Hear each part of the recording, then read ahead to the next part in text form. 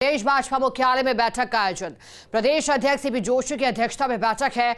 मुख्यमंत्री भजनलाल शर्मा भी बैठक में शामिल हुए हैं। तस्वीरें भी आपको लगातार दिखा रहे हैं। सबसे पहले फर्स्ट इंडिया पर आप देखिएगा, तैयारियों को लेकर बैठक है। लोकसभा चुनाव की केंद्रीय नेताओं के दौरों पर रणनीति बनेगी, यानी कि एक लाइन में साफ हो गया है कि इस बैठक का मकसद लोकसभा चुनाव तो है ही, लेकिन लोकसभा चुनाव में मुद्दा रहने वाला है केंद्रीय नेताओं के दौरों का, यानी कि आखिरकार दौरे किस किस तारीख को होने हैं, किस किस माह में होने हैं, क्योंकि अब ज्यादा वक्त तो बचा नहीं है पार्टी के पास और तमाम दल अब जान फूंकने का कार्य कर रहे हैं। ज्यादा जानकारी देने के लिए हमारे साथ लगातार पॉलिटिकल एडिटर योगेश शर्मा बने हुए हैं। योगेश जी, जहां एक तरफ राज्यसभा चुनाव को लेकर के जो 56 सीटें थी, 41 में से 20 पर बीजेपी ने बाजी मारी है, लेकिन लोकसभा चुनाव पर भी पार्टी बाजी मारने की तैयारी में जुटी है। अब केंद्रीय नेताओं के दौरे कैसे रहेंगे, इसको लेकर रणनीति कैसे बनाई जाएगी, क्या प्लान तैयार होगा और कौन कौन बैठक में शामिल, बताइएगा। देखिए, बैठक में तमाम प्रमुख नेता, कोर कमेटी की जो सदस्य हैं वो मौजूद हैं और मुख्यमंत्री भजनलाल शर्मा, बीजेपी के प्रदेश अध्यक्ष सीपी जोशी और साथ ही केंद्रीय मंत्रियों में धनसिंह शेखावत, अर्जुन राम मेघवाल और साथ ही कैलाश चौधरी की मौजूदगी है। उप मुख्यमंत्री दिया कुमारी हैं, प्रेमचंद बैरवा हैं, कनकमल कटारा हैं, नरेंद्र गहलोत हैं और पूर्व नेता प्रतिपक्ष राजेंद्र राठौड़ की मौजूदगी है। पूर्व बीजेपी के अध्यक्ष सतीश पूनिया है। तमाम प्रमुख नेता हैं। वसुंधरा राजे बैठक मौजूद नहीं है। तो कुल मिलाकर कहा जा सकता है कि बैठक शुरू हो चुकी है और आगामी जो कार्य योजना है वो यही है कि किस तरह चुनावी रणनीति को आगे बढ़ाना, किस तरह से केंद्रीय नेताओं के दौरों पर आगे डिजाइन करना, उन कार्यक्रमों को लेकर देश के रक्षा मंत्री राजनाथ सिंह के आगमन की तैयारी है। पूर्व बीजेपी के राष्ट्रीय अध्यक्ष जेपी नड्डा राजस्थान आएंगे और भी कई केंद्रीय नेताओं के राजस्थान के दौरे होंगे। साथ ही भारतीय जनता पार्टी के तमाम प्रमुख जो नेता हैं राजस्थान के, उनको भी अलग अलग टास्क दिए जाएंगे और साथ ही बीजेपी के तमाम जो अग्रणी संगठन हैं उनके भी कार्यक्रम किए जाने हैं। अग्रणी मोर्चों के भी कार्यक्रम हो रहे हैं। साथ ही लाभार्थियों से संवाद के जो कार्यक्रम चल रहे थे उनको भी अब अंतिम तौर पर पूरी शेप दी जानी है। तो कहा जा सकता है कि पूरे भविष्य में जिस तरह का कार्यक्रम का खाका तैयार हुआ है तो उसके लिहाज से अपने आप में बेहद अहम है किस तरह से रणनीतिक तौर पर भारतीय जनता पार्टी का जो कार्यक्रम है वो आगे बढ़े और इस दिशा में बीजेपी एक रणनीतिक तौर पर साधने का काम करे। तमाम उन क्षेत्रों को, 25 लोकसभा सीटों को फिर जीतना है तो पार्टी को, तो उन सीटों को साधना हुआ। बिल्कुल योगेश जी, एक और जानकारी चाहेंगे। विधानसभा चुनाव में जब प्रधानमंत्री नरेंद्र मोदी राजस्थान आए थे तो फिर अपने साथ एक स्लोगन लेकर आए थे, वो था मोदी की गारंटी। जितने दौरे प्रधानमंत्री नरेंद्र मोदी ने करे विधानसभा चुनाव के लिए, चाहे उत्तर राजस्थान हो, दक्षिण, पूर्व, पश्चिम, तमाम दिशाओं को साधने का प्रयास हुआ था। अब क्या लगता है, क्या प्रधानमंत्री नरेंद्र मोदी के दौरों को फिर से बढ़ाया जाएगा, क्योंकि चेहरा उनका ही रहने वाला है? ये बात सही है कि तमाम नेताओं के दौरे को फिर से बढ़ाने की बात है, फिर से आगे बढ़ने की बात है। जिस तरह के घटनाक्रम उस दिशा में उनको आगे बढ़ाया जाएगा और पूरी राजनीतिक और रणनीतिक तौर पर उन दौरों का कितना महत्व, किस तरह से उन दौरों के जरिए साधा जाना है, वो काम भी यहाँ पर करने का काम किया जाएगा। एक विस्तृत रणनीति के साथ मैदान में बीजेपी उतरेगी। प्रधानमंत्री नरेंद्र मोदी के भी भविष्य में दौरे होने, किस तरह से वो दौरे होने, एक पूरा एक लंबा चौड़ा खाका है वो खींचा जाना है। जी योगेश जी, दौरों के अलावा क्या अन्य अभियान भी पार्टी के स्तर पर शुरू किए जा सकते हैं इस बैठक के बाद? ये बात सही है, लाभार्थियों संवाद के कार्यक्रम जारी हैं। अन्य पार्टी के और कार्यक्रम होने हैं। निचले स्तर पर अग्रिम संगठनों की ओर से कई कार्यक्रम के आदि आबादी को साधना, चाहे वो आदि आबादी महिलाओं की हो, चाहे आदि आबादी युवाओं की हो, उनको साधने की दिशा में यहाँ काम किया जाए। तो उस नजरिए से जैसे ये तमाम जो गतिविधियां हैं भविष्य के अंदर एक पूरा रोड मैप रहेगा बीजेपी का। उससे हम चुनावी रोड मैप कहेंगे मिशन 25 और देश के लिहाज से मिशन 370 प्लस रोड मैप कहेंगे मिशन 25 और देश के लिहाज से मिशन 370 प्लस। तो किस तरह से उस आगे बढ़ेगी बीजेपी, वो देखना है। जी योगेश जी, एक और जानकारी दीजिएगा, क्योंकि बीजेपी के राष्ट्रीय अध्यक्ष जेपी नड्डा को अब राज्यसभा भेजा गया है, वो निर्विरोध निर्वाचित भी हुए हैं, या फिर हम बात करें केंद्रीय मंत्री अश्विनी वैष्णव की या फिर एल मुरुगन की। अश्विनी वैष्णव की खासतौर पर विधानसभा चुनाव में काफी दौरे उनके हुए थे, तो अब जब उन्हें राज्यसभा भेजा गया है तो क्या उनके दौरों को यथावत रखा जाएगा, फिर एक बार राजस्थान में प्रवेश करेंगे लोकसभा चुनाव के लिहाज से, या फिर अब अन्य नेताओं को, अन्य केंद्रीय नेताओं को यह मौका दिया जाएगा?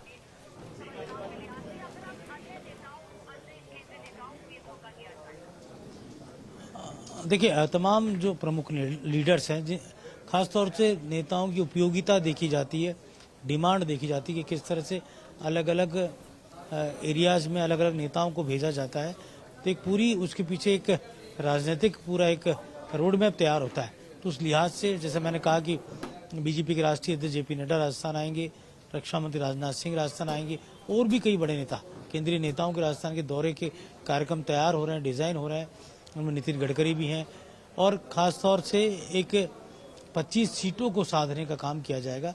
अभी जब अमित शाह आए थे तो उन्होंने बहुत रणनीतिक तौर पर जयपुर, बीकानेर, उदयपुर, तो एक तरफ वो मेवाड़ के अंचल में गए, एक तरफ वो बीकाणा के अंचल में गए, सरहद तक उन्होंने अपनी बात पहुंचाने का काम किया, और एक तरफ ढूंढाड़ के जयपुर में आए।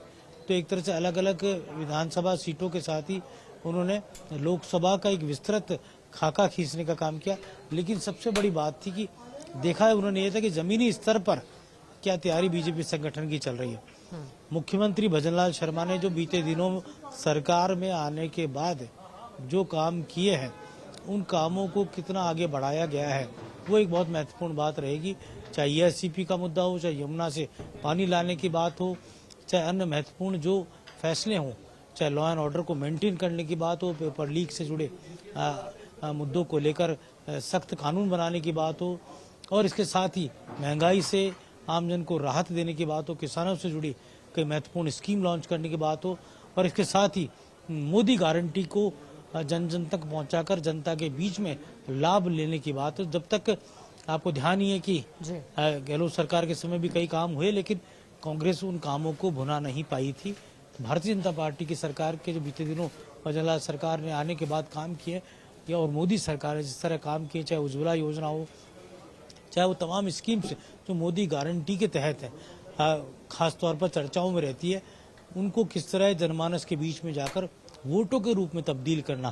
क्योंकि आज भी कुछ लोकसभा सीटें ऐसी है जो बीजेपी के लिए चैलेंजेबल है, जिनको सी कैटेगरी में रखा हुआ है। तो किस तरह भारतीय जनता पार्टी वहाँ पर रणनीतिक तौर पर जातीय और क्षेत्रीय समीकरणों को साधेगी।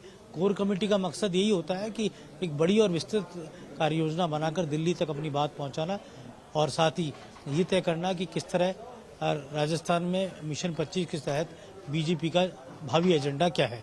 जी योगेश जी, जानकारी दीजिएगा, क्या अब बैठक के बाद जो चर्चा हो रही है, तो फिर जब केंद्रीय नेताओं के दौरे तय किए जाने हैं, तो क्या इसमें वार, तिथि और प्रमुख मौकों का भी खास ख्याल रखा जाएगा?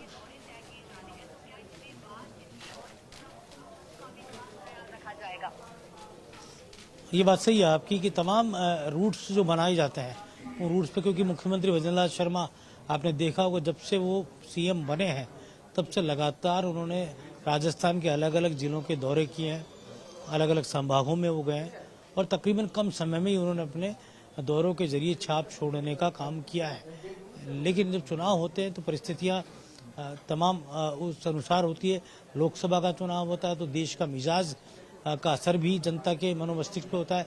और अभी जो एक बड़ा मुद्दा राम मंदिर का है, जिसको लेकर पूरी भारतीय जनता पार्टी ने जनमानस के बीच में जाकर माहौल खड़ा करने का काम किया। तो क्या राम मंदिर का जो मुद्दा है, भव्य राम मंदिर निर्माण, और उसके बाद उसको जनता के बीच में जाकर जनता की नब्ज को टटोल कर बीजेपी के पक्ष में वोटर्स का रुख मोड़ रहा है। तो ये कई मुद्दे हैं जिनको लेकर कहा जा सकता है कि एक विस्तृत कार्य योजना कोर कमेटी की इस बैठक में बनाई जा रही है।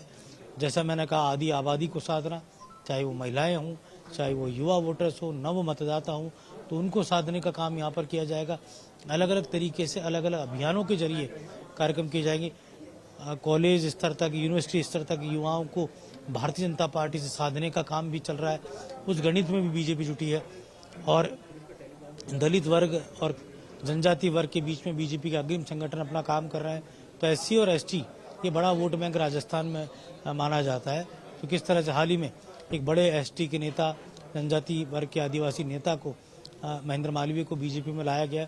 आने वाले समय और किस तरह से और बड़े नेताओं के नाम पाइपलाइन में उन्हें किस तरह से जोड़ा जाएगा, तो एक विस्तृत जो रणनीति है वो इस बैठक में नजर आ रही है। जी योगेश जी, क्योंकि आपने जिक्र किया महेंद्रजीत सिंह मालवीय का, तो जब गृह मंत्री अमित शाह आए थे तो फिर वो एक लाइन दोहरा के गए थे। उन्होंने कहा था बीजेपी नेताओं को, क्योंकि जहां एक तरह से बूस्ट करने के लिए तो आते ही हैं केंद्रीय नेता, या फिर चाहे गृह मंत्री अमित शाह की बात करूं या फिर प्रधानमंत्री मोदी की बात करूं, लेकिन जब बूस्ट करते हैं तो साथ ही साथ नसीहत भी देते हैं कि ओवर कॉन्फिडेंट नहीं होना है। और ऐसा ही कुछ गृह मंत्री अमित शाह ने कहा था कि ऐसा नहीं मानना है कि जब बाकी पार्टियों के नेता बीजेपी का दामन थाम रहे हैं यानी कि सब कुछ ठीक है, ये नहीं मानकर चलना है।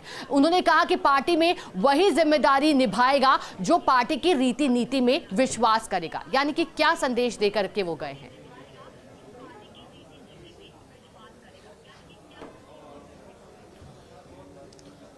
देखिए, अमित शाह 2-2 कहने के हिमायती हैं, उसी नजरिए से अपनी बात कहते हैं। बीकानेर की मीटिंग में आपने देखा होगा कि 3 मंत्रियों से उन्होंने पूछा कि किस तरह से निचले स्तर पर बूथ संरचना का क्या हुआ, कार्य योजना का क्या हुआ, संगठन समितियां बनाई जानी थी उनका क्या हुआ। तो अमित शाह की एक संगठन की जो शैली है वो बिल्कुल अलग है। बीजेपी के राष्ट्रीय अध्यक्ष के नाते उन्होंने जो काम किया था उसका ही नतीजा है कि बीजेपी दुनिया के सबसे बड़े राजनीतिक दल के तौर पर सामने आई। तो इसमें कोई दौरा ही नहीं कि प्रधानमंत्री नरेंद्र मोदी के वो हनुमान है और देश की राजनीति की आज की तारीख में वो चाणक्य कहे जाते हैं। और नेताओं का आगमन और नेताओं का जाना ये प्रदेश की या देश की राजनीति में कोई नई बात नहीं है। हाल ही में हमने देखा कि महेंद्र मालवीय आए, और भी कई बड़े नेता कांग्रेस के आ सकते हैं, कुछ ऐसे नेता भी जो बीजेपी छोड़कर कांग्रेस में भी जा सकते हैं। तो ये आयाराम गयाराम की जो पॉलिटिक्स है ये कोई नई पॉलिटिक्स नहीं है। लेकिन सवाल ये खड़ा होता है कि क्या फायदा आने से हुआ और कितना नुकसान किसी के जाने से होगा, इसको बहुत मद्देनजर देखा जाता है। चुनाव का जो समय होता है उस वक्त इस तरह की राजनीति एक विस्तृत तौर पर देखी जाती है, और बड़े नेता जिनको अपनी पार्टी को छोड़ना है वो भी उन चुनाव के समय का इंतजार करते हैं। कुछ इसलिए भी छोड़ते हैं कि उनको टिकट नहीं मिल रहा अपनी पार्टी में, कुछ इसलिए भी छोड़ते हैं कि उनको अपने राजनीतिक प्लेटफॉर्म को अब नए प्लेटफॉर्म के तौर पर अपने जाना है। तो कहा जा सकता है कि विस्तृत कार्य योजना कोर कमेटी की बैठक में बन रही है। जी।